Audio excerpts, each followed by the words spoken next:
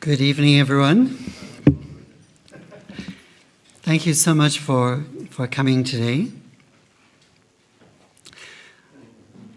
Today we have more of a media focus on this issue of global South perspectives in the era of the Russian-Ukraine war and the consequent geopolitical tensions. So our world is going through a shift, and there are many perspectives that I believe that we need to examine and consider, have highlighted more than we have in the past. This is the reason for creating these series of dialogues. So we're very fortunate to have eminent colleagues, speakers, friends this evening. I just wanted to welcome you, representing both Margaret and myself. We have many events here. And just to say, Universal Peace Federation is an international NGO. We're the UK branch. We're a UK charity. But internationally, we are in general consultative status with the Economic and Social Council of the UN. So that means that we have a large number of platforms on which we support UN activities, UN policies. There are about 140 international NGOs with this kind of consultative status.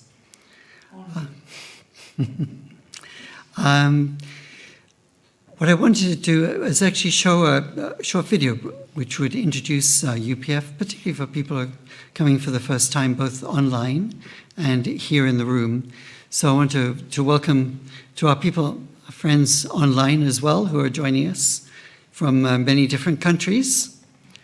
And one of the panel also, Mr P, Unnikrishnan, will be joining us online from Bahrain during today.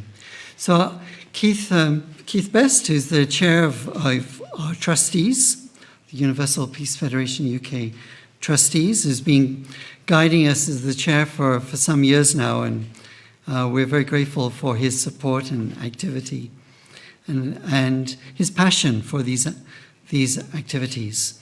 So after the video, then Keith will be taking over. Thank you very much. If we can roll with the video.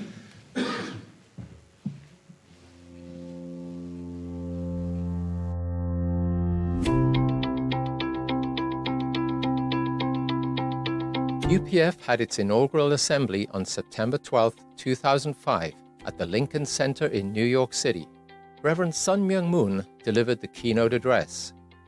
In closing, I ask you to devote your best efforts for the development and the success of the Universal Peace Federation. Thank you. Thank you.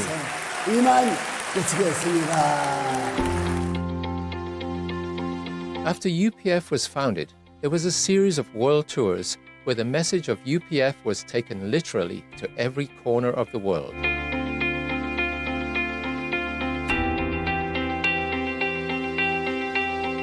That it is time for all nations and religions to break down their barriers. Through this, the era of one family under God will arrive and last forever.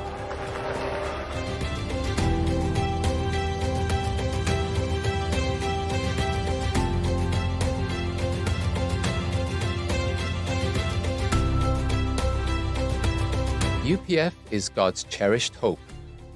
The founders spoke repeatedly of an international peace highway connecting the world from Santiago, Chile to London, across the Bering Strait, what has come to be known as the Peace Road, and a vision for a renewed United Nations.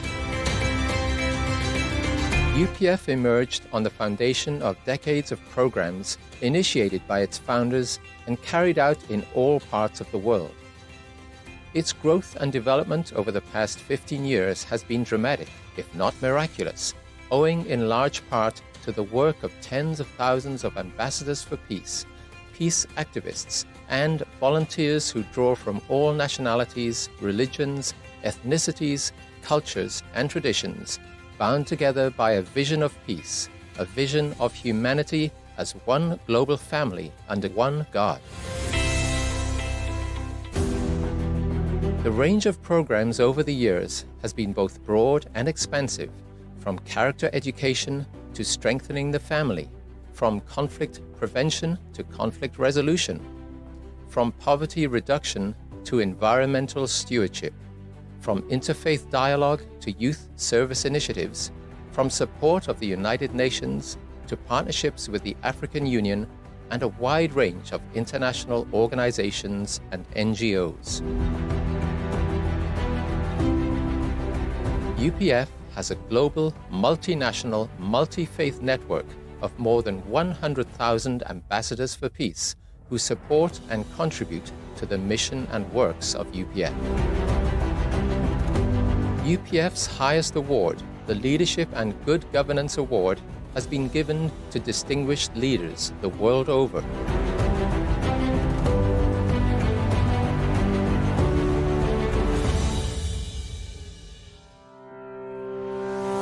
The World Summit Series is UPF's flagship program involving the highest level of leaders from around the globe, including current and former heads of state and government, to address the critical challenges facing humanity.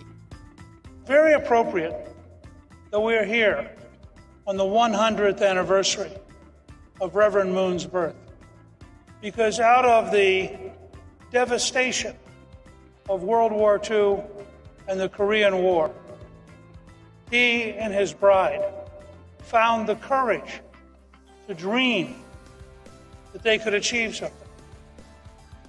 And it is amazing what they have created together. Programs have been successfully held in Korea, the USA, Senegal, South Africa, Nepal, Cambodia, and other nations. The most recent structural innovation within UPF has been the creation of a set of associations dedicated to collaboration among leaders from various fields. These pillar associations are: the International Summit Council for Peace was initiated by UPF co-founder Dr. Hak Jahan Moon in 2019 on the occasion of World Summit 2019 in Seoul, Korea. ISCP is an international network of current and former heads of state and government. The International Association of First Ladies, IAFLP, a project of the ISCP, affirms and uplifts the unique role of First Ladies in contributing to peace and development. IAFLP brings together current and former First Ladies from throughout the world, drawing upon their experience and wisdom as women leaders and as role models who serve their countries in significant ways. The International Association of Parliamentarians for Peace, IAPP, is a worldwide association of parliamentarians which provides a forum to bring their experience and wisdom to bear in the search for solutions to our world's problems. UPF maintains that any successful strategy for peace must take into account the spiritual dimension of our human identity, experience, and interactions. Based on this worldview, UPF initiated the Interreligious Association for Peace and Development, IAPD. The International Media Association for Peace, IMAP, represents a worldwide professional network of journalists who support a socially responsible and moral media. IMAP recognizes the vital role that journalists play in providing objective reporting to foster an informed citizenship. The International Association of Academicians for Peace, IAAP, is a global interdisciplinary academic initiative aimed at contributing toward the realization of a world of lasting peace. IAAP is dedicated to building professional networks for academicians to foster a world of peace. The International Association for Peace and Economic Development, IAED, affirms the role of businesses, business leaders, and investors to make the world a better place.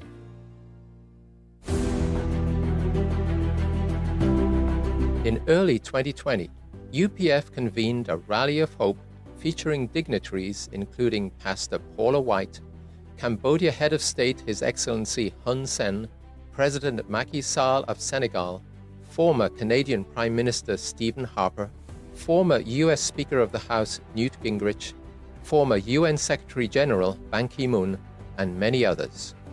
I believe that the Universal Peace Federation and its a broad set of partnerships in the realms of politics, religion, academia, media, economy, arts, women and youth serve as a good model. I believe the Universal Peace Federation will become a cornerstone to build lasting peace around the world and a heavenly unified Korea based on interdependence, mutual prosperity, and universal values.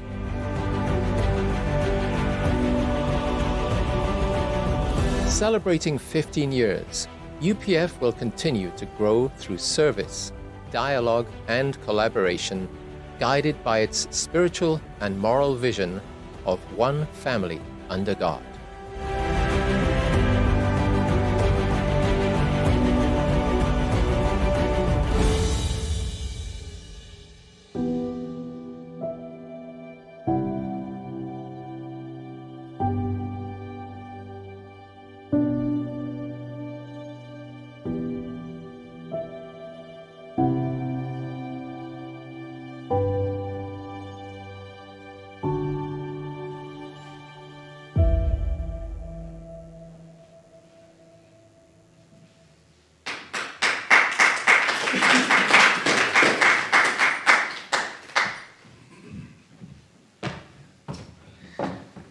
Well, ladies and gentlemen, both here and online, can I also, like Robin, welcome you?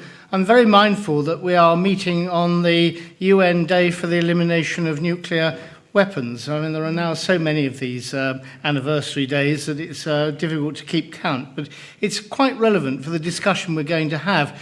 Now, I know you're here to hear the experts and not me, but I just wanted to very briefly, if I may, set the scene. Now, when the young men and women went off to war in the summer of 1914, many of them thought they'd be home by Christmas. 4 years later, 20 million of them lay dead. We are now going to talk about a war in Europe again, Ukraine, and the impact that it's having elsewhere, because it has become truly a global conflict.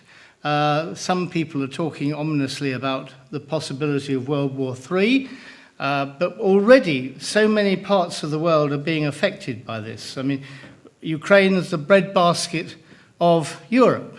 65% of its grain exports go to developing countries, to Somalia, Yemen, Ethiopia, Sudan, Djibouti. All these countries that are desperately relying on that. And since July of this year, when the Russians stopped the grain exports, those countries have been suffering. So in effect, we are seeing third world countries, developing countries, particularly in Africa, but also elsewhere, are being starved as a result of what's happening in Ukraine today. I think probably very many people in this room already know at least one Ukrainian person who may have fled here and living here. Those have been suffering enormously. We have a friend who's hosting a Ukrainian lady and her young child who's just got a school place, I'm glad to say. Her husband was killed in Donetsk and her brother was killed in Odessa. What's she got to go back to? When will she go back? We don't know. Nobody has the crystal ball to know when and how this war may end. The auguries are not good because actually nobody can see where there might be a compromise. Zelensky has made it very clear, and the Ukrainians have made it very clear, they will not rest until all of former Ukrainian territory has been returned to Ukraine. That includes Crimea, not just the Donbass. It's very clear that the Russians will not accept anything like that. So if we do end up with a kind of ceasefire, and it's quite possible that we could end up with a ceasefire, is it going to last as long as that between North and South Korea, the longest ceasefire in history? Those two countries technically are still at war. And we know that because UPF concentrates very much on the unification of the Korean peninsula. So will it go on for years and years and years? Will it end with the total humiliation of Russia? Their forces have already been humiliated in the international arena. If that's the case, we will have wounded the bear and it will become even more dangerous, because who knows who will take over from Putin? Who knows if that person will have a much more ready trigger finger on the nuclear button, bearing in mind that we are dealing with a country that's got enormous number of nuclear weapons. So on this particular UN day, it's very pertinent to talk about the prospects that this could develop into something absolutely horrendous, in which humanity could be very much in jeopardy. I think the other thing that we have to bear in mind is that, of course, looking at it from the Russian perspective, from Putin's perspective, Ukraine never has been an independent state. He does not accept the 1991 constitution. He does not accept that all those countries have actually acknowledged that Ukraine is a separate state. He still thinks it's part of the old Soviet, now Russian empire. And the similarities with what happened in the last century are really too chilling to contemplate, where we saw another dictator take a little bit of territory, the Lebensraum, the living room for the German nation, the German speakers in the Sudetenland, which led on to the whole of Czechoslovakia, as it then was, being subsumed under Nazi rule. Then Poland. And Zelensky has made it very clear, now whether he's right or wrong is a matter of judgment, but he's made it very clear that unless we hold firm in Ukraine, unless we end up supporting Ukraine right to the end, then one of those other countries is next on the list. What about the Suwalki corridor into Kaliningrad? Will Estonia, will that be the next target? Who knows, however this war may end. And if it ends in the humiliation of Russia, then will the West miss the trick that it did in 1991 and watch with a certain degree of schadenfreude the collapse of what was then the Soviet Union, rather than extending more a hand of friendship and help and support? If Russia is ended up as a pariah state, still a very powerful country, then we will be sowing the seeds of the next great conflagration, just as the Treaty of Versailles did after the Second World War. So just a few observations of mine about the significance of what we are going to talk about this evening. But enough from me, because you have got some wonderful experts here, and I'm really privileged to be able to introduce them to you. Humphrey Hawskley, actually in this company, needs no introduction from me. He has got a CV as long as anybody's arm, and you'll be relieved to know, and I know Humphrey particularly will be relieved to know, I'm not going to read it out in detail. But he is an award-winning author and foreign correspondent.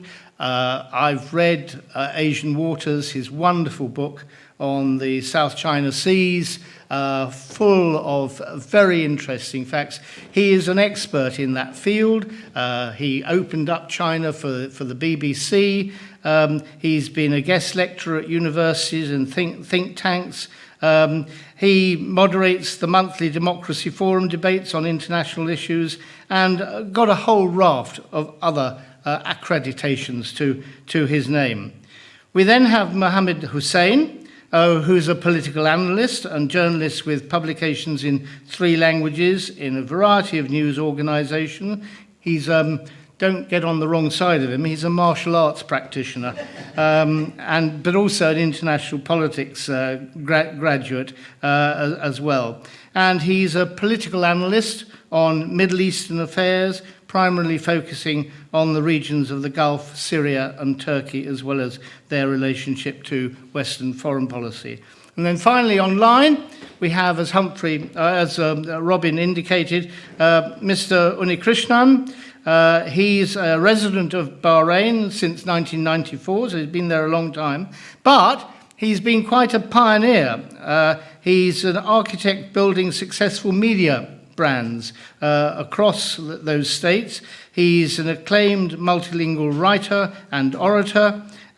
He is the first Indian businessman to have started the operations of a foreign media, the AsiaNet television, in the Kingdom of Bahrain, and Saudi Arabia, a private radio station, Radio Voice 1042 in Bahrain, an evening newspaper in Malayalam, and the first Indian to take the position of chairman and managing director of an English national daily, the Daily Tribune.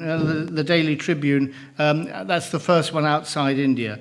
He's chairman and managing director of strategic publicity and advertising company called The Update Media, Laurel Centre for Global Education, and I've just mentioned a few. There are many, many more. But we have two really first-class experts for you to talk about these issues tonight. And so without further ado, I'm going to invite Humphrey to come forward and say a few words.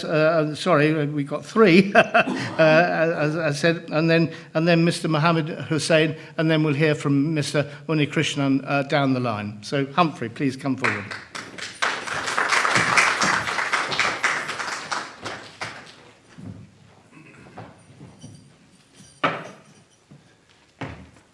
Thank you, Keith, for your setting the scene for this thing. Thank you all for being here, and for all those online virtual people.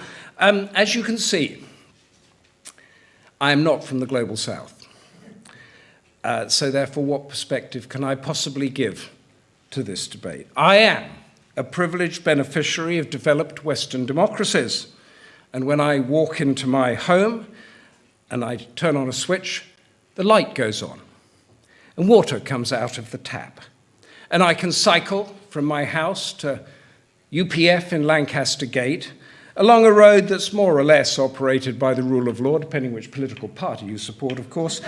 But the traffic lights are not an opportunity for a policeman to gather a bribe. And we fought for this way of life. Seems that we've never stopped fighting, because Ukraine, as Keith said, has become our 1930s Sudetenland, Vladimir Putin, our Hitler, and our Napoleon. And our cause is freedom and democracy. That is what the beaches of D-Day were all about.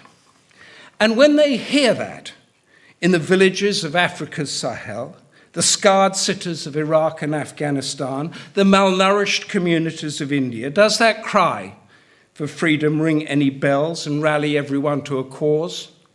Like hell it does. Of course it doesn't. They are waiting to have the light switch that goes on. They are waiting to have the road that they can go down without being threatened. They are waiting not to be malnourished. Why should they be involved in a faraway war? Is it, as our chair says, actually an apocalypse for the world? Or is it just a European war? And let's face it, if you're sitting in Bihar, Europe never stops fighting. It's been fighting ever since it was invented, and it still does. So what on earth am I doing here? It's a question that I asked myself and Robin when he kindly called me up and invited me. And I thought, how can I risk being here, being yelled at from speaking for a point of view about which I have no credibility to speak? But I actually want to thank UPF for giving me this platform to tell you that I'm here this evening because the global West, if that's my tribe, is still not listening. And it hasn't listened for years or decades. And I talk to the global West all the time as a journalist and as an author, and it continues to lecture.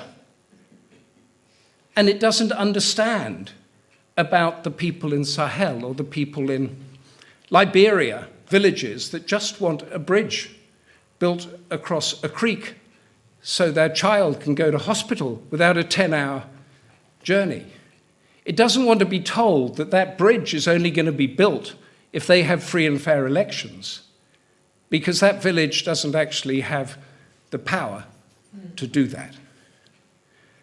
And therefore you have the global South, which has become a new entity, but you also have the situation that has come about with Ukraine, is that Europe is fighting yet another war, and rightly or wrongly, that war is about values and territory and ways of life, what it is. It's not about turning the lights on, because Stalin, despite all his dreadful things, did that through most of what became the Second World.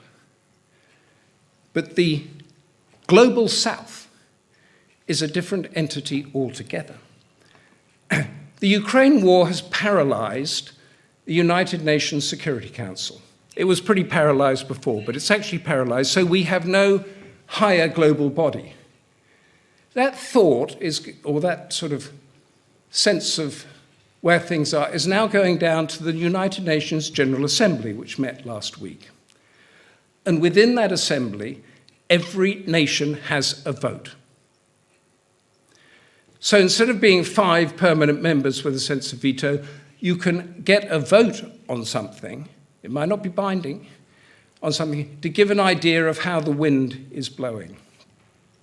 I just want to go through a few things that happened, say, in the past 6 weeks or so, which shows to me how the global South is reacting to the Ukraine war and other elements like that. So there are a number of deals were struck, geopolitical deals, you would call them, in the past.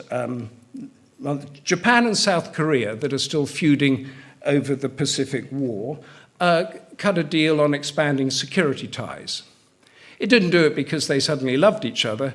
They did it because China was a threat and the US was muscling them into doing it. America then upgraded its relations with its old enemy, Vietnam, of which many of us might be of a generation that remembers that war. By doing that, it puts paid to the rhetoric that we've been hearing over the past 20 years that it is about shared values. Because Vietnam is an autocratic, one-party state that constantly violates human rights. The North Korean and Russian dictators announced a strengthening of their relationship. I think Pyongyang's going to give artillery shells to Moscow. Moscow's going to give them food and satellite technology because, thank you. Satellite technology and food, because North Korea is so crippled it still can't feed its own people. So I don't know what sort of 2 countries you've got there. There's a complete smack of transactional desperation in all of this. And it's also an old record from the Cold War of, let's make a deal with so-and-so, let's make a deal with so-and-so, so that we have these 2 sides that are coming up. We've got China, North Korea, Iran, and Russia, all these little deals, and the Western democracies, much more sophisticated. We do run the world. My tribe runs the world. And anybody, including Xi Jinping or Putin, that thinks they can suddenly overturn that and have a panoply of beautiful world coming down is mad in the head. They can't do it. It takes years and years to do. But that's where we are now. In the middle of all this came the G20, I think it was last week or the week before, where India, if one country actually exemplifies the global South, it's India, played what we call a blinder. the G7 countries that are all part of that, they were sort of pushed to one side. Narendra Modi, like him or love him, held the court, brought in 55 extra members from Africa and said, we have a new way forward. It's called multi-alignment. And what he was saying is, we are not going to take sides in your geopolitical battles. We are going to deal with all sides. So if you look at India itself as an example, it more or less said the same thing back in 1971, or the Cold War. But at that time, America said, you're either with us or you're against us, and therefore you are against us and you are going to be a hostile entity. This time round, it has said, it has played neutral over Ukraine pretty much. It continues to get, I think, the bulk of its weapons from Russia, but it also being heavily courted by the United States as part of the quadrilateral dialogue, which is Australia, Japan, and the United States to buffer up against China. And the relationships between Delhi and Washington, D.C. have never been as good. Why is that? Because the global South and a few people in Whitehall and in Washington, D.C. understand that there's been a fundamental shift here, and that you're not going to get a divided world over the Ukraine war. Because the world, those people, as I said, in the Sahel, they have their own problems. Yes, Putin has gone into Ukraine, but look at the raft of coups that have happened across that region of Africa. Look at what China is doing in Cambodia and Laos. Look at what Modi did in Kashmir. If you're in your village somewhere, it's not Putin coming in and taking your people that it's going to attract you. It's who your neighbor is and what your local problem is. South Africa said at the G20, yes, we back India in this thinking. We are going to back this policy of multi-alignment. So we're talking about Ukraine, we're talking about the global South perspective. I completely agree with our chair and moderator here that it is a comparison to Sudetenland and Hitler and that. But I do not think that the issues, including the grain, is going to be that catalyst that propels the world to take sides on it. If we remember the Arab Spring, for example, that started because somebody in Tunisia, a young man in Tunisia, hawker selling stuff, couldn't afford the price of fuel. So what made that fuel price go up? And what difference is that to somebody who's told the grain price has gone up because of the Ukraine war? Right across this area, they have always been beholden to market prices set by the West, and this is just another market price that is set by a Western squabble. So I think that when we talk about the geopolitical perspective on this and the global South, I think that India's overall message is that it, or the global South, at this stage of its development, wants to prioritize on trade, infrastructure, and the practical needs that I talked about, building the bridge, everything, rather than one of ideology, which is what we in the West have been doing. We started at the end of the Cold War, and everybody agreed with us. Francis Fukuyama wrote about the end of history. But then it didn't really work, and we had Iraq and Afghanistan, and now we seem to be clinging on to it as if it's something that we can't let go of because we don't know what will happen if we do. Instead of listening to these voices from the global South, and particularly the voice of India and that there is a new way to go, and there is a new development here, and there are voices that were not around during the Cold War. And there are voices that feel let down by our global West system, that are choosing between two systems. And we might not like what Putin and Xi are offering up, And it might be the completely wrong system. But unless we understand it, unless we listen and not lecture those voices in the global south, I have a feeling that we're going to lose this one. Thank you very much. Thanks very much. I'm going to ask all our speakers to speak first, and then we'll throw it open to general discussion and questions. So, Mohammed, would you like to come forward and say your few words as well, please? Thank you. Greetings of peace to everyone. Thank you for coming tonight. I'm blessed to be here. And also, I wouldn't count myself as an expert. I pale in comparison to these two. And, I just have a few observations, part of my job. I'm junior, but hopefully one day I can be like them, hopefully. So around a century ago, and for around the past century, there has been a kind of global or international order.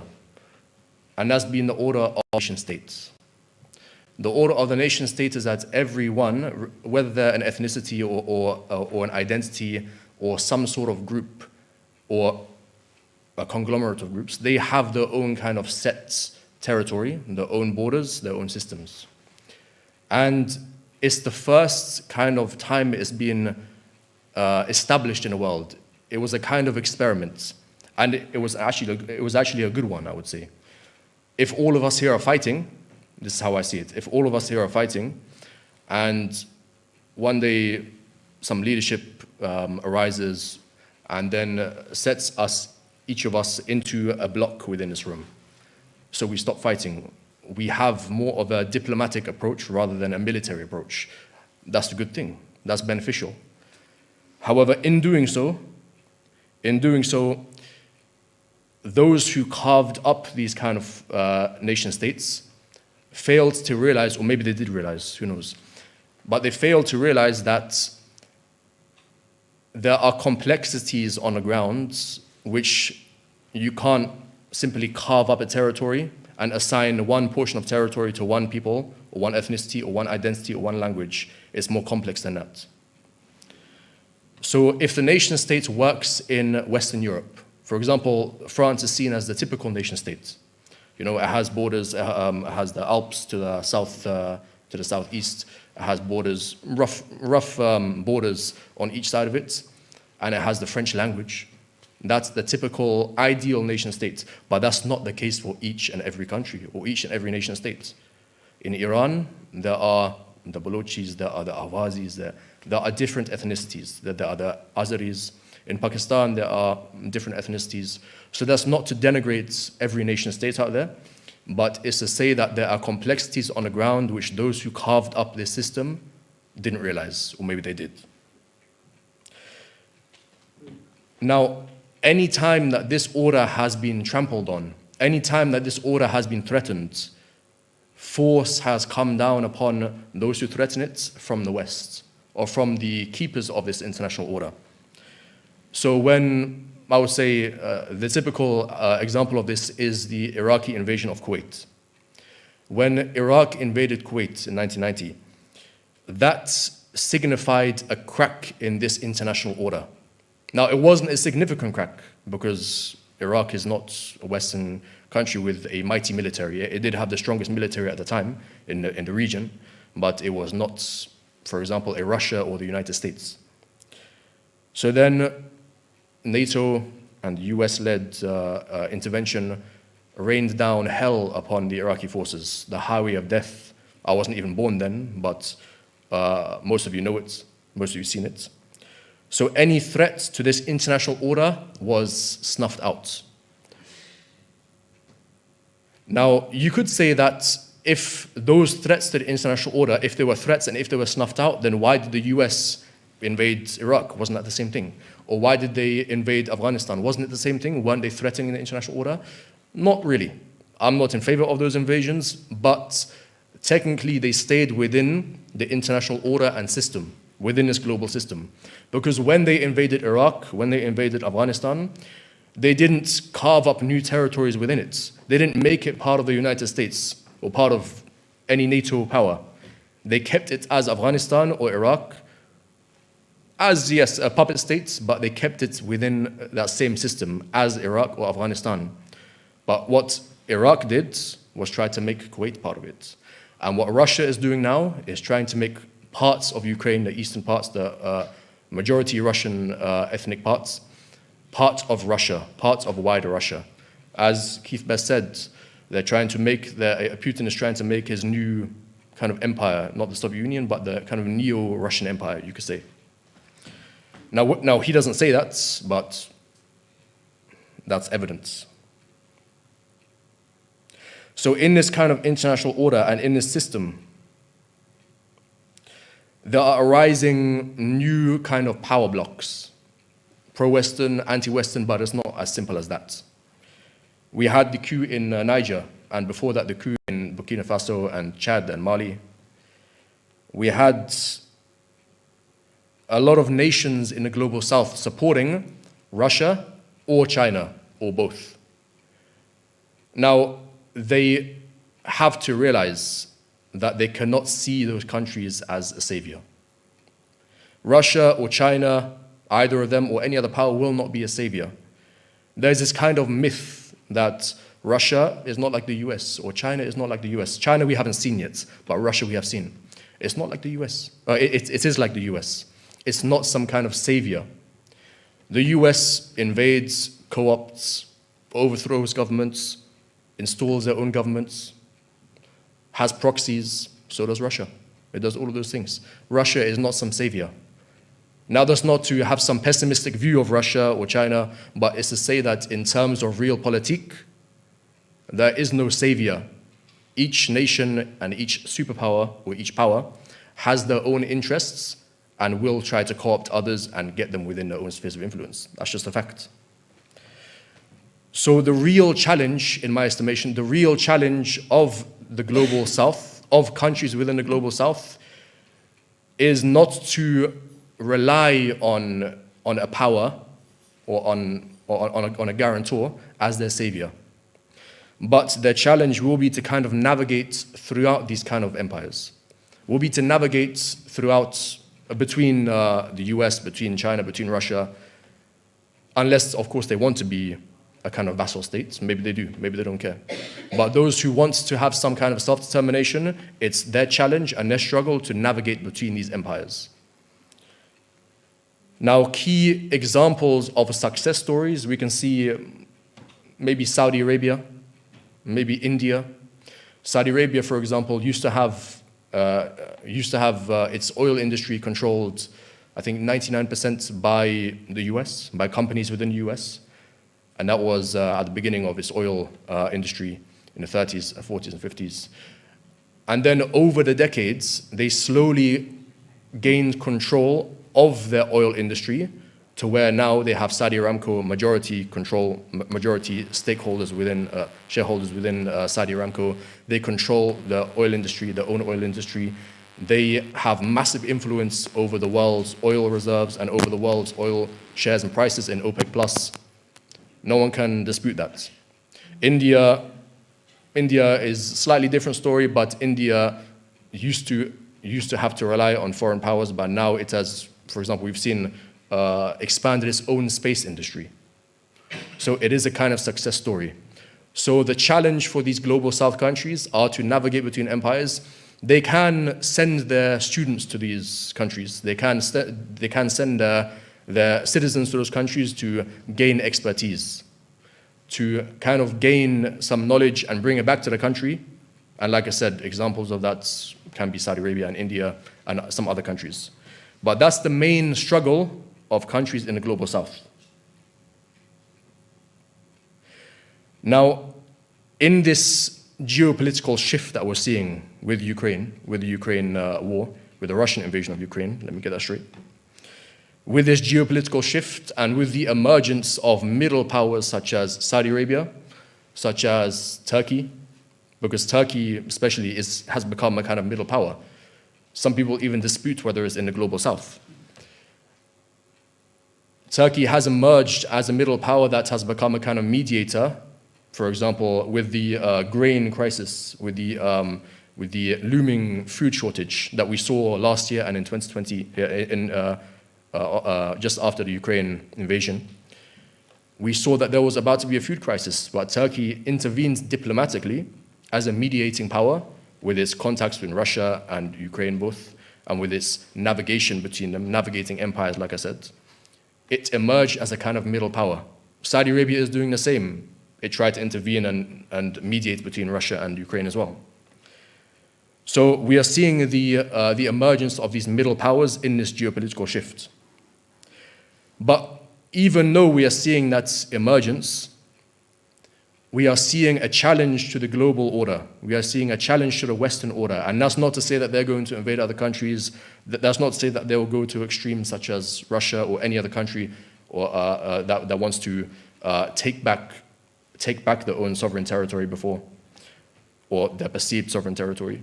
But we are seeing a challenge to the Western order in the form of the creation of a multipolar world, in the form of the expansion of BRICS, for example, in the form of the potential establishment of a BRICS currency. This BRICS currency will be reliant on a variety of currencies. It will not be US-based. It will not be based on the US dollar. It will include the yuan, possibly, most likely the yuan. It will include the rupees. And like I said, Saudi Arabia as a middle power will have a key influence in this. Saudi Arabia now is considering accepting the yuan, the Chinese yuan, as a trade currency for oil. So, and also the Indian rupee, and possibly other local national currencies. So that's a kind of geopolitical shift we're seeing. We have yet to see how it plays out. As happened a century before, after the end of World War I, over a century ago, how it turns out all depends on the outcome. All depends on the results. All depends on what moves these smaller powers and these larger powers and these emerging middle powers make. Some people have this kind of mindset that the great powers that be simply choose which nation to put in this charge, which tribe to put at the head of this nation. No, that's not how it goes. They let them play out. They let the events play out. They let the competing powers, the competing tribes, the competing entities, the competing head of states, they let them fight it out. They let them dominate or be defeated. And then whoever comes to the table, whoever emerges as the victor, then they accept them. Like I said, it's realpolitik. This isn't romantic. This isn't, we prefer this tribe, so maybe there are some preference, but that's not how realpolitik works. So just like 100 years ago, just like over a century ago, following the end of World War I, the dust is settling. Well, the dust will settle. Events haven't played out yet. Events haven't finished yet. And as Mr. Best said, we don't know how long the Ukraine-Russia war will be. It could be a decade, it could be a few years, it could be many decades, it could be 70 years. Who knows?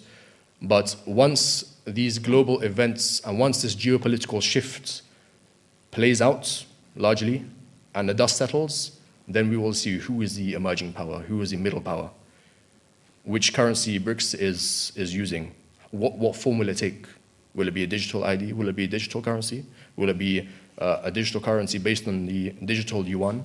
How will it be? Over the next decades, especially until the year 2030, we will have to see. I can't give any predictions, but that's my analysis. Thank you.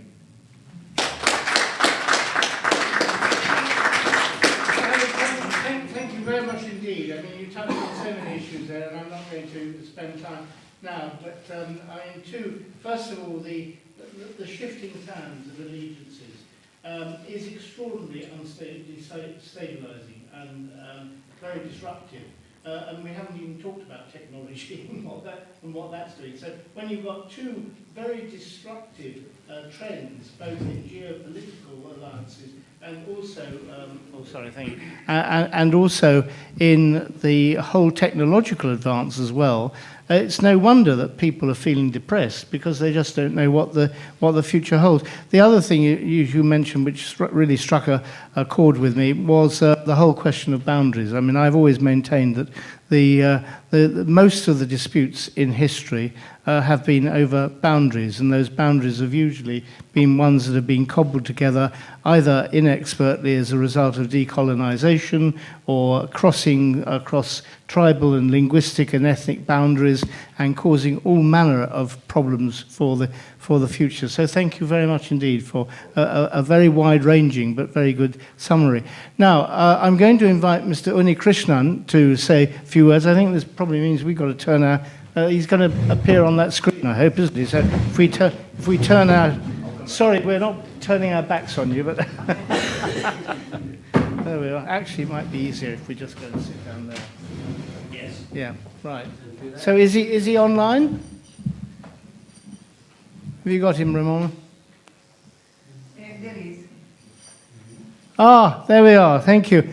I don't know if you've managed to listen so far to what we've been saying, but I gave you what I hope was a very warm introduction, extolling all your virtues and your career path. So we'd be delighted to hear your views on the subject matter. Thank you, Mr. Keith, and respected Mr. Just hang on a minute. We're just going to adjust the volume.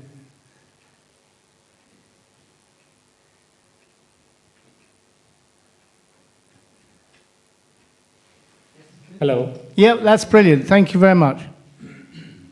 Good evening, all, ladies and gentlemen. Today, as we delve into the far-reaching implications of the Russia-Ukraine conflict, it's imperative to recognize that this crisis transcends territorial disputes, effectively cleaving the world into two ideological divides. One could see a clear division between the West and South while evaluating the Ukraine and Russia-related issues. History has repeatedly underscored that war rarely serves as a solution. Instead, it invariably causes many more intricate problems. As I address this pivotal issue on the global geopolitical stage, namely the Russia-Ukraine conflict and the subsequent political tensions, my objective is to provide a distinctive perspective from the global South. We must acknowledge that this conflict has profound repercussions, echoing far beyond the immediate theater of war. The Russian incursion into Ukraine has far-reaching and indirect consequences of the populations of the global South. Indirectly, this conflict has contributed to a surge in price for essential commodities like food, energy, fertilizers, potentially impacting a social cohesion and increasing poverty levels in regions distant from the battlegrounds. Broader implications could entail shifts in foreign aid priorities and a global geopolitical realignment involving Russia's allies and adversaries. The conflict in Ukraine has caused immeasurable suffering, displacing countless individuals from their homes and causing extensive devastation. This tragedy resonates with people across the globe, and it's our moral obligation to extend humanitarian assistance. According to reports from the United Nations, this conflict has resulted in over 14,400 deaths, thus far including 3,404 civilians. Among them, there are more than 306 foreigners. Naturally, this war has affected the trade. Countries like Indonesia and Lebanon heavily rely on Ukraine for various resources. The war in Ukraine has strongly affected the food sector, which has disrupted wheat and fertilizers imports into Indonesia. Ukraine is also one of the largest producers of critical minerals and metals like iron, titanium, and germanium, and which are indispensable in the electronics industry. Ukraine has also played a pivotal role in producing neon, krypton, wheat, and agricultural fertilizers. As the world's largest wheat exporter, a primary producer of barley and buckwheat, and a significant supplier of agricultural fertilizers, Russia occupies a central position in global trade. The repercussions of this conflict and international sanctions are poised to lead a shortage and price escalations across various sectors worldwide. The ongoing tensions between Russia and Western countries have cast a shadow of uncertainty over international trade, fostering inflation and economic hardships. This adversity is particularly harmful to nations in the global south that aspire to attain economic growth and elevate living standards. Nations from the global south mustn't be coerced into choosing sides in this conflict. I believe they must be free to make decisions that serve the best interest of their citizens, and we should respect their choices. Collaboration, equity, and diplomacy are indispensable as we navigate this crisis, working collectively to unearth peaceful resolutions and ensure that voices and concerns of these nations are duly acknowledged. When we talk about the economic impacts, the conflict has increased prices for essential commodities, mainly such as food, energy, making it increasingly difficult for individuals, especially in the global south, to afford necessities. Russia is the world's largest wheat exporter and top producer of barley and buckwheat, which they also supply to Egypt, Turkey, and Bangladesh. Russia is also a very key exporter of agricultural fertilizers, 18% of the world's potassium and 20% of its ammonia.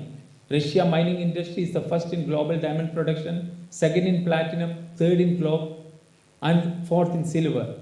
Russia is also the supplier for natural gas and the second largest oil exporter. Countries like Germany heavily rely on Russian gas to meet their energy needs. Since Russia faces severe international sanctions for its invasion and retaliates by suspending its key exports, shortage and higher prices in a key are likely to be felt worldwide. The conflict has sent shockwaves throughout the global trade landscape, affecting the availability and cost of goods and disrupting supply chains, which in turn has hampered production and business. The conflict has introduced a wheel of uncertainty into the global economy, causing business to hesitate in investigating or expanding due to the uncertain future, potentially retarding economic growth. When we talk about the long-term effects, in the long run, the war could instigate substantial changes in the global economic order, including shifts in energy trade dynamics, alterations in supply chains, and transformations in international business practices, all of which may exert enduring effects on the global economic landscape. Concerning the potential motivations and beneficiary of this conflict, it's essential to acknowledge that ongoing propaganda from both sides complicates efforts to ascertain the truth. Nonetheless, two investigative reports offer intriguing insights. One report highlights China's significant purchase of liquefied natural gas before the conflict, suggesting the foreknowledge of Russia's impending attack and raising questions about China's potential role in influencing the timing of the competition. The second report focused on China's acquisition and stockpiling of wheat beyond its quota, hinting a possible anticipation of a significant disruption in wheat production in Ukraine during the conflict, which could be led to global wheat shortage and naturally price spikes. These reports provide thought-provoking perspectives on the multifaceted nature of the conflict, though the actual truth still needs to be discovered. Additionally, sabotage of gas pipelines and geopolitical maneuvers have further muddied the waters. It is crucial to scrutinize who gains from these events, as the destruction of gas pipelines could favor the United States by diminishing Europe's reliance on Russian gas and bolstering American LNG sales. The Russian invasion of Ukraine pushed crude oil prices to a 14-year high and similarly impacted European gas prices. Naturally, it has benefited the Middle East countries, mainly like Saudi Arabia. There has been a flurry of discussion about the lack of support that the United States and its European allies have received from the global south. For much of the first year of the war, there was a sense of relief and even triumphalism about the West unity in response to the Russian invasion. Many in Europe and US ought to be wondered, convinced Russia was isolated, or that what others beyond the West thought hardly even mattered. Yes, there is a growing realization that global South has not supported the West. Many from the South believe that the West is dominating and demanding, and those days are over. Finally, more thoughtful commentators have started questioning the West's approach. They suggest the West should stop lecturing and treat developing countries as partners. Many developing nations want to end the war mainly because of the catastrophic disruptions and highs in commodity and food prices. Over the 12 months, the West turned in on itself. Commentators now openly express contempt for the global South in a way that would have been hard to imagine a year ago. For instance, naturally, Lithuania called off a donation of a COVID-19 vaccines to Bangladesh, one of the world's poorest countries, because it had abstained in a UN vote of the Russian invasion. The biggest question is whether this war is creating a new powerhouse from the South to counter the dominations of the West. Many from the West have raised doubts that the major countries from the South, mainly India, China, and South Africa, silently support Russia and take advantage of the war. In the face of the destructive forces of the war, let's remember that pursuing peace is not merely an option, but our moral imperative. We must stand together, transcending divisions and working tirelessly to halt the devastation caused by the conflict. Let peace be our guiding light and unite to end the suffering and striving war inflicts upon the world. Together we can pave the way for the future where dialogue, diplomacy, and understanding prevail over violence and conflict. Thank you. Thank you very, very much indeed, Mr. Unnikrishnan. That was really most helpful. I hope you can stay on the line because I'm going to now throw it open for comments and questions, and hopefully, some of those may be directed to you, or I'll bring you in to make your comments. Thank you, sir. Can I ask Humphrey and Mohammed to come up to the rostrum? I'm going to go here so I can keep an eye on Mr. Unnikrishnan. Right.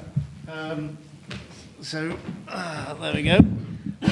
Right, good. So who would like to, yes, yeah. I'm sure most of us know each other, but there will be others who don't. So if when you make a comment or ask a question, if you could say who you are and what, if any, organisation you represent. So please, I know who you are, but please say.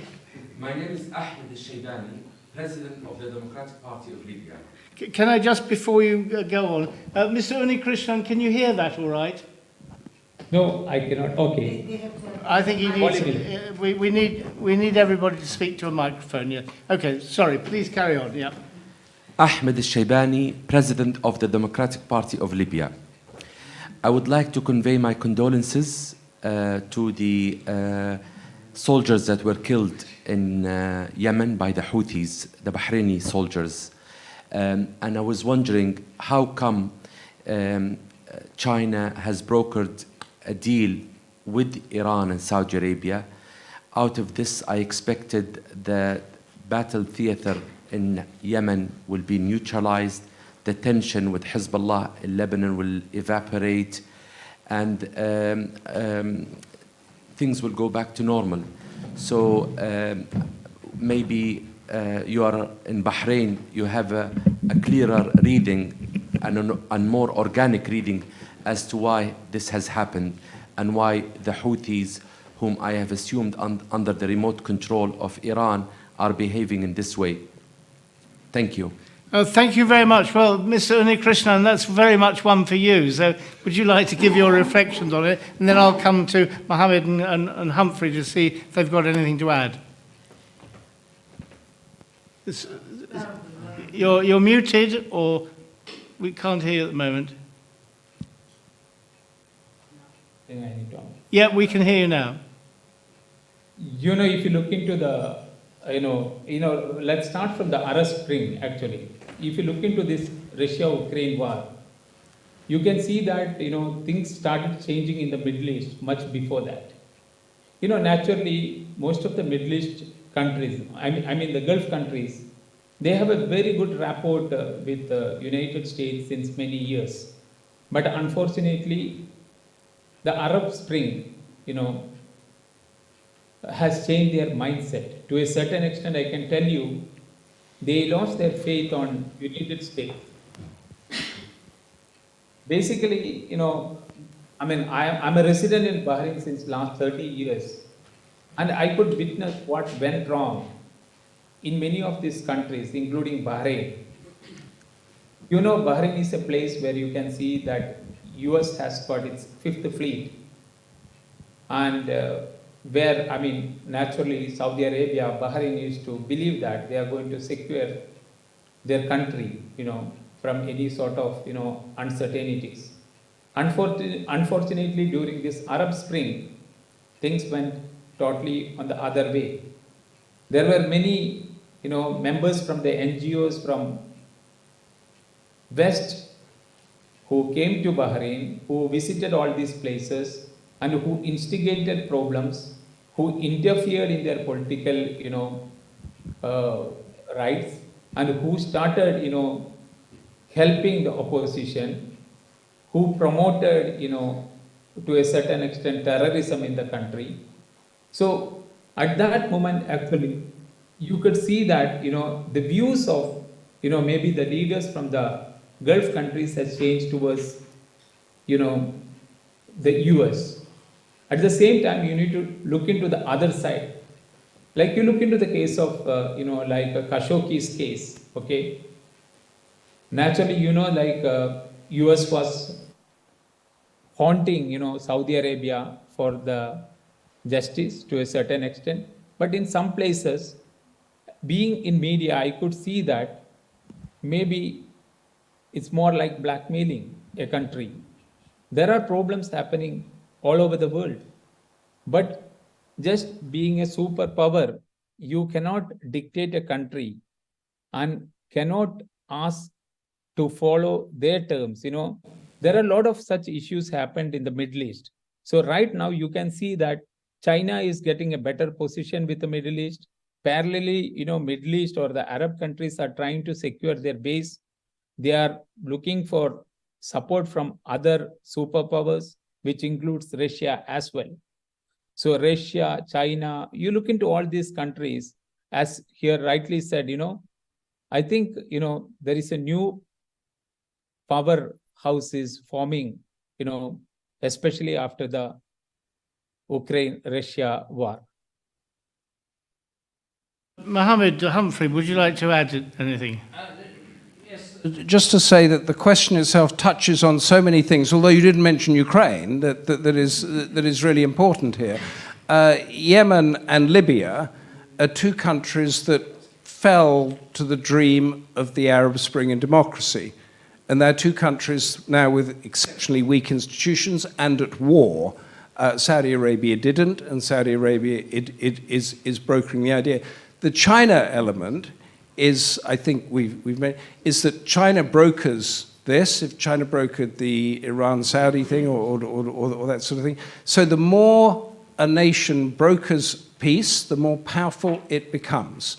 And therefore, the more of a threat it will be seen in Washington to US influence around the globe. So I think your question, although not on our topic, was spot on our topic.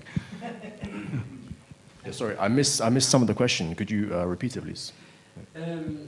Basically, how the ramification of the Chinese broker peace between the two local powers, if I can call them, Iran and Saudi Arabia, somehow have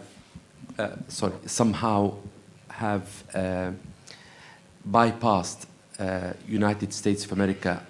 President Obama in the past has used political jargon. He said, from now on, we will have a pivotal foreign policy. We look here, we look over there.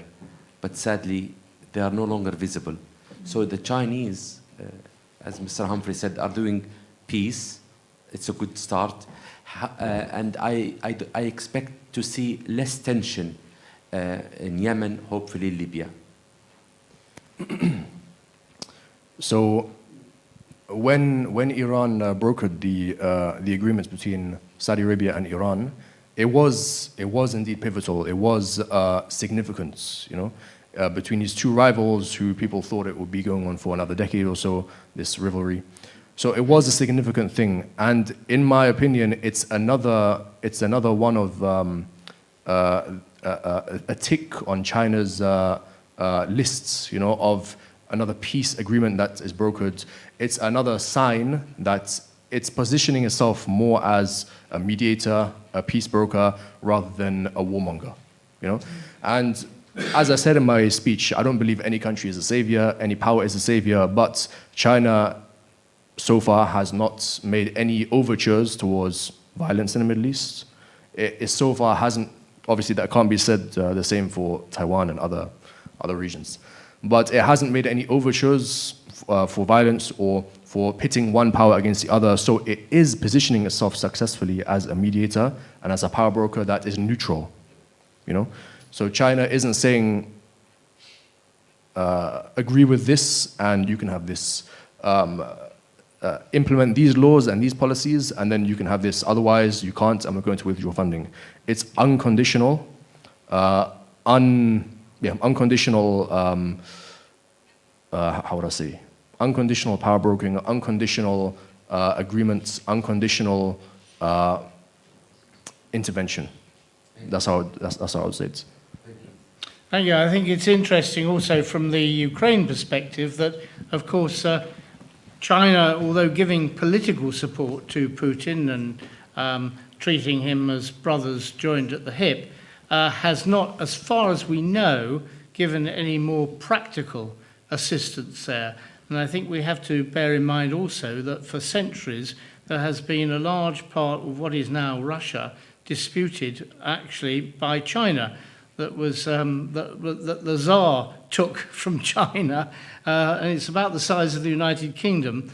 So the idea that, you know, these are two fellow blood brothers in bed together is a little far-fetched, I think. But it will. I think China's playing a very careful and clever game, as my fellow colleagues have said.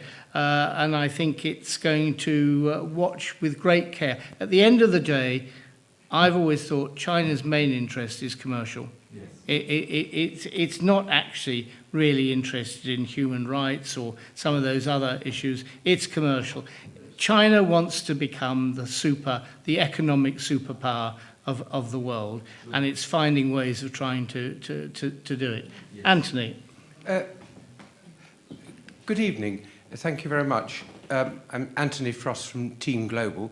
Now, do you want to just say what Team Global is? A small educational charity. Or at least explain the acronym. Team Global, the European Atlantic Movement, Team Global, started in 1952, small educational charity dealing with sixth formers in schools in the UK and undergraduate students. Now, I'm a little bit troubled about what I've heard, because this is my feeling and I'd like an interpretation, if I may. Now, after the Second World War, we had what was called the rules-based order, started with the United Nations, the European Union, the Commonwealth, NATO, and organisations like that. And it seems to me today that that the West has this rules-based order, but places like China and Russia and even India and Iran and places like that, why have we got to go along with this rules-based order? Why can't we have our own rules-based order? And therefore, when thinking about Ukraine, I think Ukraine can probably, and I say the West, can probably win the war militarily, but I don't think they can necessarily win it politically. And that is because the West has gone rusty. It's caught a virus, and populism is moving into the West, and after all, populism was called fascism in the last century, and I got the feeling that the West is being eroded within, and this is probably something to do with its arrogance in the past of assuming that everyone is going to pay attention to the West and do what the West wants. And after all, the global South will probably lead by their noses and go where they want to go. So this is a period now. Instability is a good thing in the world because we all learn from instability, but this is a period where there's this little challenge between the post-war rules-based order and some other order. Thank you very much. I think you're absolutely right to point to the ideological divide that's going there, and what sometimes been called the crisis of democracy. And we saw it in the White House. We've seen it all over the place, where people are becoming disillusioned in the democratic process. First of all, Mr. Unnikrishnan, I'm very mindful that in Bahrain it's very late at night now for you. For you, but would you? I missed the first question. That's why I couldn't answer to that point. Anyway, I'm sorry for that. No, that's right. It's basically the point was that after the Second World War, the West introduced a rules-based order, and now we're seeing that being challenged by the autocracies, by other states, particularly China, who don't want to play by those rules. They want to have their own rules. And there's also been a kind of erosion within the democratic states of confidence in the democratic process, which perhaps is brought about as a result of populism, maybe people's capacity to communicate more directly through technological means and things of that nature. But anyway, that was the main gist. So would you like to give your opinion on that? Yeah, I really want to tell you, like if you look into Bahrain and other GCC countries, during Trump's time, we had a very good time actually. Basically, Trump has tried his level best to, somehow resolve issues with countries. Like if you look into Bahrain had a problem with Qatar, the Israel issues with the Palestine. During his period, he has tried his level best to support, to resolve issues, than instigating, problems in these countries. Unfortunately, during Obama's period, the Arab Spring happened, and I believe, being in media, I could see that, especially when you talk about Democrats in US, they really put some extra effort to bring democracy into these countries. I don't think it's required because they should not interfere and involved in the political issues of a country, whether it's a kingdom, whether it's a you look into, like you were talking about now, Vietnam or any of these countries. So I believe like China has taken this gap. So when these Gulf countries lost the faith on US, naturally China, as you rightly said, maybe their motive is not to get into all these human rights issues or violations. They really want to dominate and become the number one superpower when you talk about business. Their intentions are nothing but to take advantage of this gap and make sure they are going to grow everywhere. If we look into, China is investing heavily in many countries, including Africa, even Pakistan, even Middle East. So they have no other intentions, as rightly said by one of our participants. China has got only one intention. They want to expand their financial territory. They know that with that they can naturally dominate the world. Like I've been to Israel, and Bahrain has put a lot of efforts to resolve the problem between Palestine and Israel. You look into Russia, we were talking about Russia-Ukraine war, but no one was talking about the problem what they had in Azerbaijan with Armenia. That's the time actually Turkey involved in that. So Russia was actually indirectly to a certain extent supporting Armenia, and Azerbaijan was going to lose almost at that time. But Turkey involved at the right time, and somehow they resolved it. So the problems were there since many years. If you look into USSR, there are problems. If you look into Middle East, there are problems. But my question is can you interfere into their internal, issues? Is that the right way to manage? Because if you look into Arab Spring, the economy has come down, problems escalated. There were, sectarian conflicts still exist in Middle East. It was not there before. I could see there were Bahrain was slowly moving into a constitutional monarchy. There were no sectarian issues. But after the Arab Spring, the problem has gone in a different level.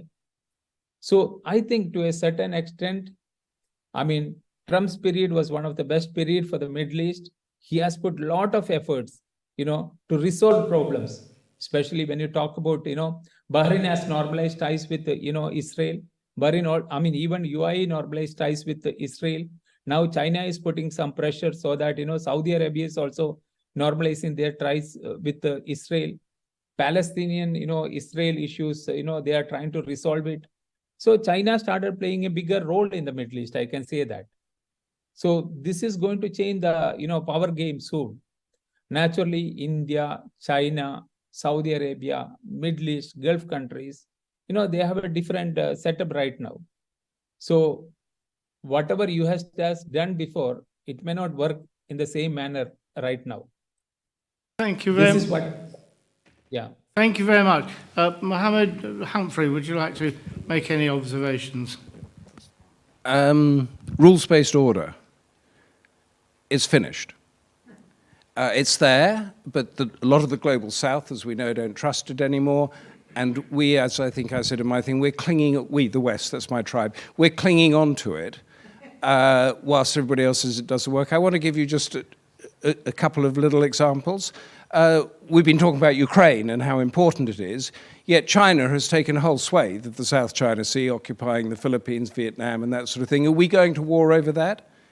Are we supplying the Filipinos and the Vietnamese, we know they just signed that thing, with arms and saying it's an apocalyptic thing? Yet the trade routes that go through the South China Sea are far more than the grain shipments from Ukraine. But it's not convenient for us to do that, because it doesn't catch the headlines, nobody lives there, and all the rest of it. But there are two specific examples for the rules of order that I'd like, rules-based order, is that in 2016, an international tribunal ruled that China was illegal in its occupation or claims to those territories.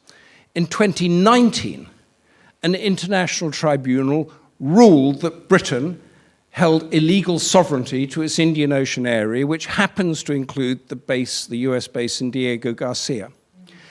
On Saturday or Sunday, Boris Johnson, our former Prime Minister, wrote a piece in the Mail of Sunday saying that Britain was absolutely mad to think about relinquishing the sovereignty of Diego Garcia to Mauritius, as it was at the moment. Okay, he might be right, but if we're going to adhere to the rules-based order, then that is what we must do. But we're not going to do it, or it's going to take 30 years. Then why should China adhere to the rules-based order on its claims to the South China Sea? And if you want to take it that far, why should Russia adhere to the rules-based order in its invasion of Ukraine? And just to finish this, because I'm getting it off my chest, if you forgive me, I was in a debate with a very senior former United Nations official just after the Ukraine war started. And he said to an audience, it is completely unprecedented for a permanent member of the Security Council to violate the UN Charter and invade another country. And I said, well, what about Panama? What about Grenada? And we all got in a mess because we couldn't understand what happened with Kosovo and Iraq. I mean, it had all got muddled up. But Panama and Grenada are two definite things where the US just went in and took it. So here you have a spokesman for the global West, as it were, feeding a complete lie to the audience in order to justify what we are doing on Ukraine. And I just came out of I was moderating a debate about social media and the internet and democracy just now, so fresh in my mind. What came out of that debate was that if you are in the middle of this, we cannot trust either the BBC or the New York Times or CNN or Russia. Not that we cannot, but we do not, because we know that they are coming from a certain point of view that they want us to believe. Now I'll shut up. Sorry, Keith. No, thank you very much. Well, I'm mindful also that when the Americans invaded Grenada, they didn't actually bother to tell the head of state, who happened to be the Queen at the time. But Mohammed... Yeah, I somewhat agree with Humphrey in that the rules-based order, in my estimation as well, is coming to an end. And he talked about more of like the geopolitical sphere of it. I would say even in the US domestic sphere. The US and Western nations and the Anglo-American establishment, whatever name you want to give it, it views the unlimited or unrestricted actions with which China acts. It views that kind of with an envy. And Justin Trudeau said this, that he kind of admires the basic Chinese dictatorship, and among many U.S. officials and U.S. senators, according to some sources that I've read, they somewhat have that viewpoint as well.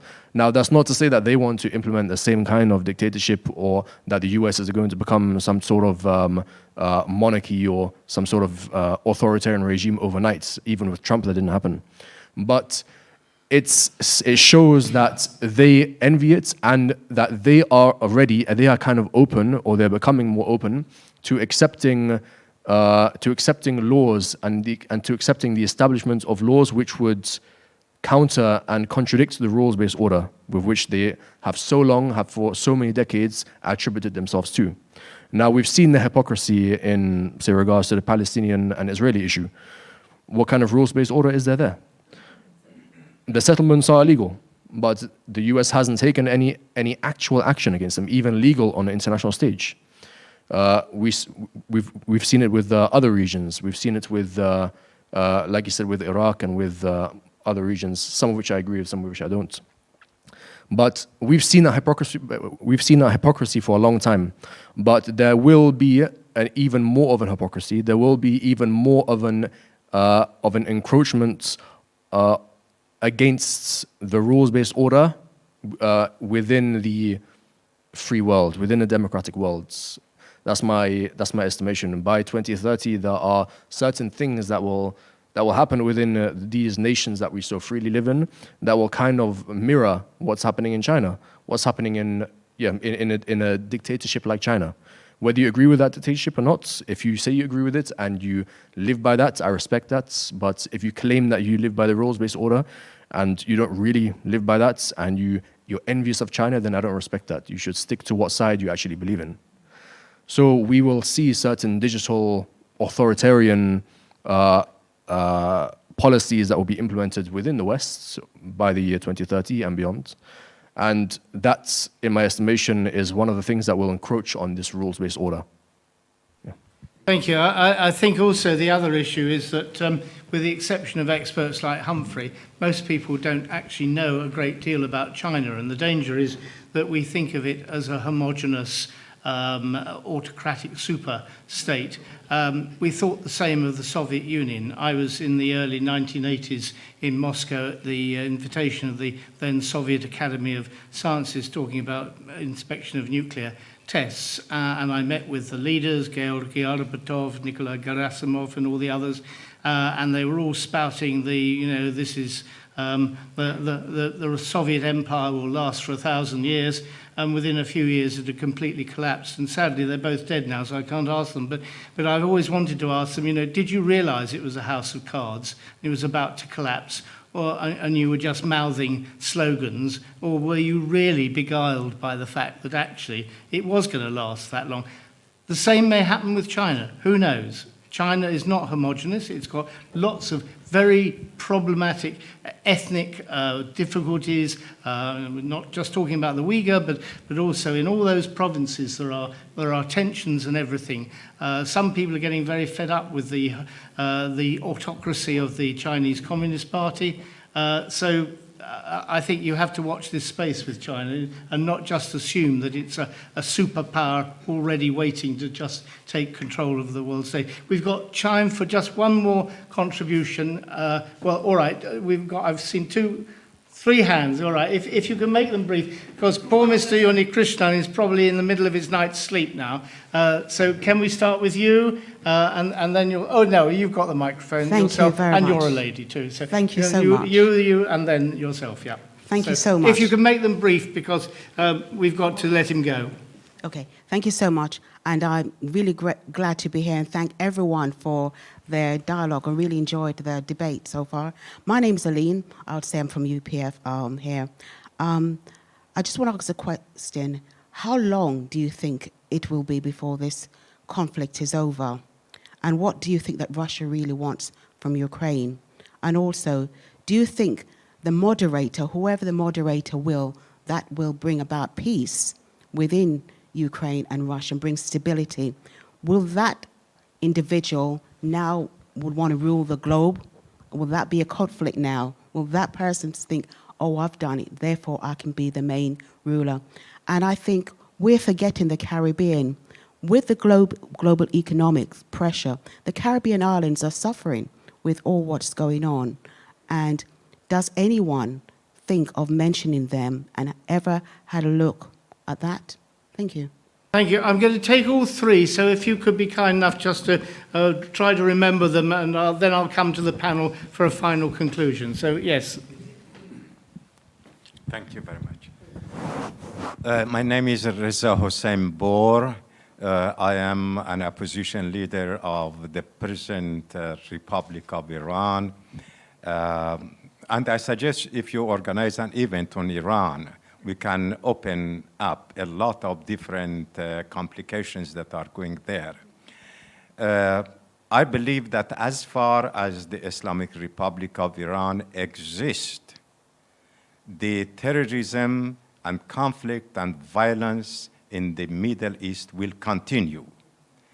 Islamic Republic of Iran acts in three multiple directions. From one side, they come and claim that we are friends, we are all Muslims, let's have peaceful relationships. And from the other side, they are doing everything underneath to destabilize that country, especially Saudi Arabia or any other country. Therefore, what you see right now is not going to end in peaceful and friendly relationships between Iran, Saudi Arabia, and other countries. By the way, we have distanced ourselves from this Islamic Republic of Iran, and we do not consider it anymore as an Iranian regime. There is, my last point, there is a perception in Iran that if you remove and shave the beards of the mullahs, under their beard you can see "Made in England." Thank you very much. England has denied that, but Russia recently has accepted that. Thank you. And the last contribution here. Thank you. First of all, thanks all of you. The last one is most the blessed. I'm Muhammad Zaman. I'm the part of the Stop Trafficking, the charity who is working hardly to stop the trafficking and slavery, which is, we know, the modern slavery in the UK. My question is very simple. We know that what we talk about is the superpower. The king of jungle lion is getting old. He has to accept. So they're fighting for the power, and we became the guinea pigs. And we know that because of all these countries, Libya, Syria, Palestine, and some African countries, because of this fight, so many people became the refugees, and they're destitute. They have no place safe. They're not safe anywhere. And we can see when the election comes, especially in the Western country, they use these refugees to change their power. So what we could do, we shouldn't use them for their own benefit. That's why it is very important how we could work, not to talk only. We need some action, how we can take some action and to stop and to support those people, because nobody wants to leave their own country. It doesn't matter where they are. I met with so many refugees. They love their country, but they had no choice just to save their life. So thank you. How we could take the action to stop it. Thank you very much. Thank you very much. Well, that's a real potpourri. How will the war end? The impact on the Caribbean, the enormous maelstrom of complexity in Iran and surrounding countries, and the situation there, whether you shave the mullahs' beards or not, and what action can we take to try to stop this massive increasing movement of people fleeing from not just economic privation, but also real abuse and such like, the whole refugee migrant issue. So, Mr. Unnikrishnan, I'm going to ask you to go first, so we can then we can then release you, and you can go to your bed. So, would you like to pick which ones you'd like to answer?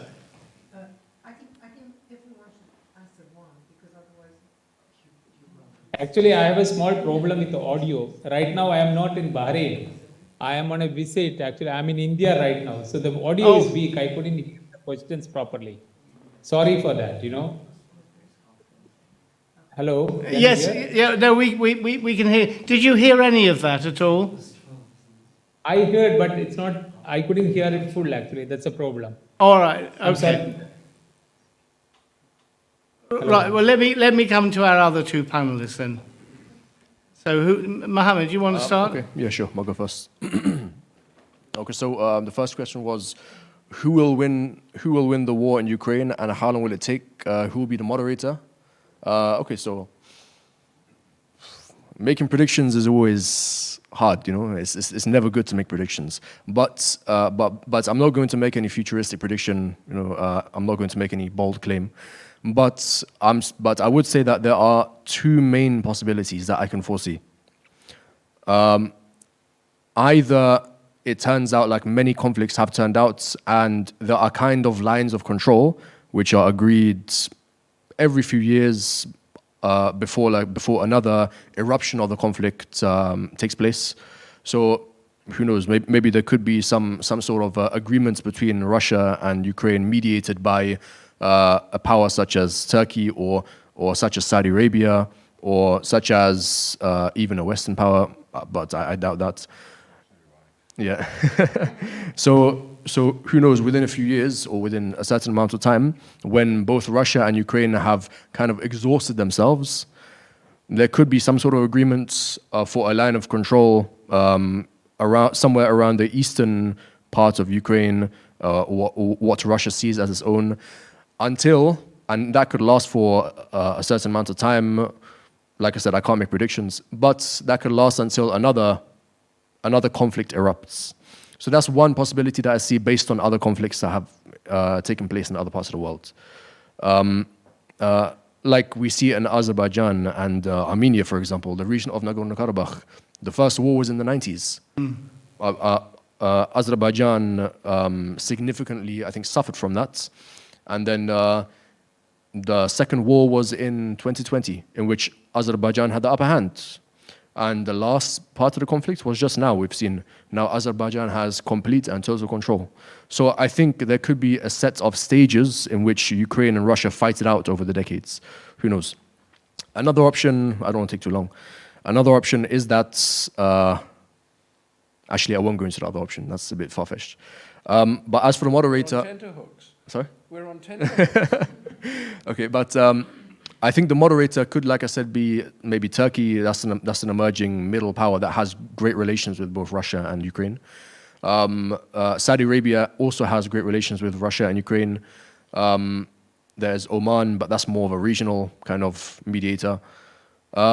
Yeah, I think Saudi and Turkey will be the best bets in my opinion. As for the Caribbean, I'm sorry, but I can't answer that because that's not my area of focus, so I can't give you an accurate kind of answer. What were the other two questions? Yeah, Iran causing terrorism in the region, you said, and that terrorism in the region will last as long as the regime does, as the government does, regime, depending on your point of view. So, you know, whether someone agrees with the Iranian authorities or whether they disagree with them, whether they love them or hate them, it is a fact that the current Iranian authorities are significantly destabilizing. It's in their, I could say, ideology, or it's in their ethos to kind of expand, you know, whether that's religiously or otherwise or nationally. It's in their ethos to expand more than the previous regime was, and more than possibly another ethnic focused or nationalist regime in the future will be. The current regime in Iran is focused on expansion, is focused on influencing the tide of events within the region and beyond. And in that, it has its hand in the drug trade, it has its hand in drug trafficking, it has its hand in proxy groups within Iraq, within Yemen. So it is by its nature, this Iranian government, destabilizing. Now, you could, if you support it, that's a good thing. If you don't support it, that's a bad thing. But it's a fact that in its nature, it is expansive, it is destabilizing, and it is using many of the tactics that the West has used and that Russia has used. You mentioned the Saudi Arabia deal with Iran, like as in, will it last, or? No, I don't think that the friendship will last because Yeah. the Iranian regime is working underground to destabilize Saudi Arabia. Yeah. Like I said, I think Iran is still expansive regardless of the current deal. And I think it will try to continue its expansive efforts regardless of the deal. It will try to do so in a subtle way, in a way in which it holds the current proxies and holds its influence, its sphere of influence within the region without rocking the boats. But if it has to rock the boats, I think it's willing to rock the boats, I think. But it will try to do so in a subtle way. So if it's willing to kind of break the deal in the future, I don't think it will have much of a problem to do so, because actually Iran, the current Iranian authorities, are not that desperate. They're desperate, yes, for the money that they want back. They're desperate for the sanctions to be lifted, but they position themselves as not a desperate entity.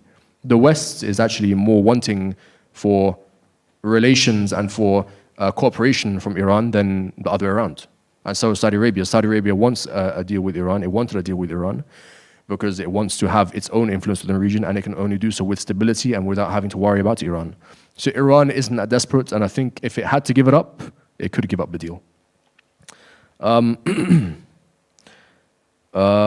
as for the role of England or the West within Iran, that's a sticky subject. I don't know the extent of proof that there is that England backed Khomeini, or I'm not going to comment on that. But I wouldn't be surprised. I wouldn't be surprised because the British and the Americans and Western intelligence agencies have had their hand, and I think still have their hand in a lot of pies. I think they have the horses in every race, that whoever wins, that they can have some sort of agreement with, some sort of deal with, some sort of cooperation with. So I wouldn't be surprised if they did have their hand in the Iranian revolution. But I'm not going to comment on that. The last question, refugee crises are the result of the conflicts. That's true. Western nations use refugees for their benefits and power. I mean, it depends in what way. But I think the refugee crises are, I mean, there's conspiracy theories that, that I don't agree with, but they might have some truth. There are conspiracy theories that the refugee crises are being orchestrated to destabilize Western nations or whatever, or destabilize even the third world. I'm not going to comment on those. I don't think that's true. I don't think that's true. I haven't seen any evidence for that. I don't think that the Western establishment will want that for their own countries.